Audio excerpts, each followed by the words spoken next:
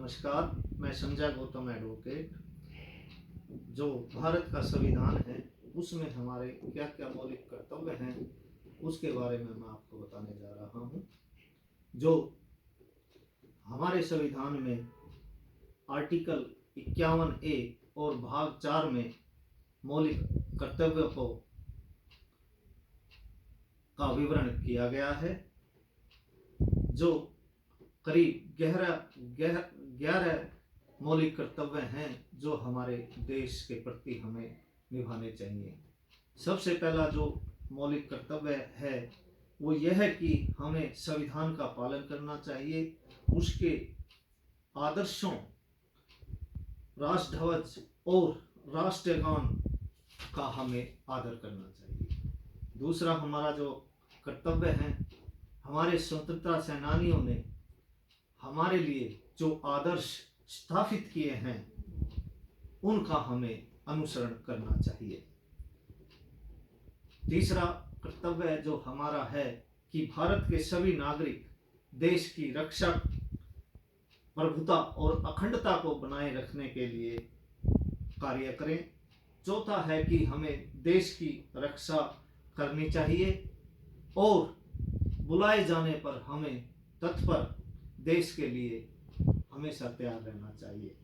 पांचवा जो हमारा मौलिक कर्तव्य है कि भारत के सभी लोग धर्म, प्रदेश, वर्ग के आधार पर भेदभाव से दूर रहें और उन प्रथाओं का विरोध करें जो हमारी स्त्रियों के, जो हमारे देश की स्त्रियां हैं उनके सम्मान को ठेस पहुंचाती हो।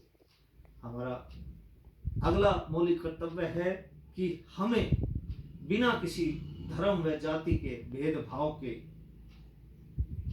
कार्य करना चाहिए और हमें अपने देश की गंगा जमुना तहजीब को समझना चाहिए। अगला मौलिक कर्तव्य हमारा यह है कि हम अपने प्राकृतिक पर्यावरण की रक्षा करें, साथ ही वन, झील, नदी और वन में रहने वाले जीव जंतुओं की रक्षा करें। जो उनकी रक्षा करना हमारा मौलिक कर्तव्य है। यहाँ तक कि हम ज़्यादा से ज़्यादा पेड़ हमें लगाने चाहिए। हाल ही में माननीय उच्च न्यायालय Punjab and Haryana high court ने एक फैसले में पेड़ों को भी मनुष्य के समान माना है।